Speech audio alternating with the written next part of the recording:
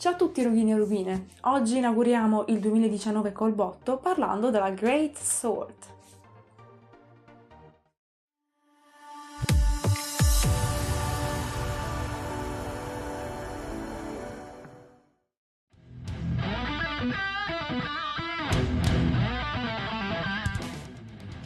Prima di tutto valutiamo l'arma molto velocemente. Il costo è abbastanza contenuto per un'arma alta 2,40 m, quindi 3 stelle vanno più che bene. Per quanto riguarda la difficoltà, la vera e propria complessità l'ho avvertita nella fase progettuale. Bisognava capire come dividere la spada in tanti pezzi per facilitarne il trasporto, pur prevedendo l'inserimento di LED al suo interno. Anche in questo caso do 3 stelle. Comodità. Ovviamente un'arma tanto ingombrante non potrà mai essere comoda da impugnare. Sembra leggera, ma non lo è poi così tanto. In questa categoria si beccherà 2 stelle. Molti si chiedono quanto tempo io abbia mai impiegato per fare un'arma tanto grande. Ebbene, ci ho messo soltanto una decina di giorni. Diciamo che 2 stelle se le è proprio meritate. Dopo questa breve analisi, buttiamoci nella realizzazione vera e propria. I materiali sono gli stessi che ho utilizzato per l'armatura degli scorsi tutorial. In più farò uso di pannelli di polistirene espanso e tubi di PVC di diverso diametro. Questo per rendere ovviamente la spada smontabile. Stampo l'artwork dell'arma a grandezza reale e riporto la sagoma sui pannelli di polistirene. Ripeto questo passaggio 2 volte per ogni pezzo di spada. Taglio tutto con un taglierino.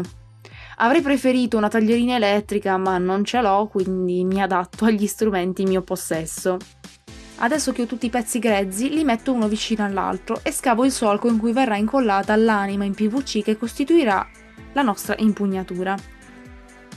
Assicuratevi di avere scopa, paletta e aspirapolvere a portata di mano, perché questa è la fase più fastidiosa di tutto il lavoro. Sarete così pieni di pallini di polistirene che ve li sognerete addirittura la notte e li troverete ovunque. Odio il polistirene. Inserisco dei filamenti di ferro tra una metà e l'altra di ogni pezzo, prima di procedere all'incollaggio. Questo conferirà alla spada maggiore resistenza. Incollo tutte le metà tra loro, facendo particolare attenzione a fissare e sigillare all'interno dei pannelli i tubi in PVC. Per questa fase bisogna assolutamente utilizzare una colla appositamente creata per il polistirene. Qualsiasi altro tipo di colla, Bostik compresa, scioglierà immediatamente questo materiale, rovinando il vostro lavoro. Una volta completata questa operazione, lascio riposare la spada per 24-48 ore, ponendo dei pesi sopra ciascun pezzo. Mentre aspettiamo, occupiamoci del corno che si dovrà illuminare. Creo un prototipo in carta di giornale e ne ricavo il cartamodello col solito metodo visto in precedenza, quindi pellicola da cucina e scotch. Do un nome a ciascun pattern e riporto ogni sagoma sul foam traslucido.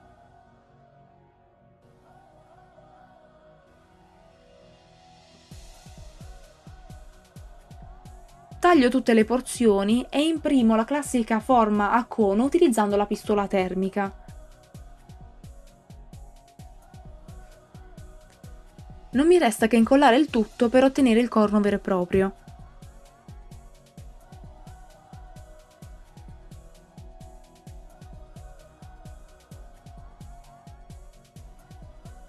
Riprendo le parti di spada in polistirene. Inizio a scolpire la forma tagliando il materiale in eccesso col taglierino. Mi sono divertita tanto a scattare queste foto con la spada grezza, lo ammetto. A questo punto, però, mi sono accorta che iniziava ad essere troppo pesante nonostante fosse costituita quasi interamente di polistirene. Ho quindi rimosso del materiale che fungeva solo da riempimento per alleggerire la struttura. Creo un alloggiamento per i cavi e le batterie dei LED nella parte basale della lama della spada. Utilizzo il foam da 5 mm per creare i dettagli dell'impugnatura. Combinando questo stesso foam col foam da 2 mm, a bassa densità per intenderci quello nero, inizio a rivestire tutti i pezzi di spada appena intagliati.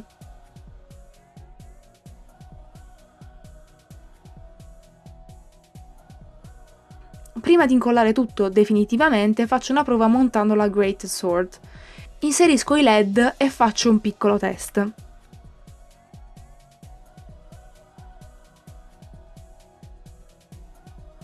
Imprimo i dettagli esattamente come abbiamo già fatto per l'armatura, con pirografo e tanta pazienza.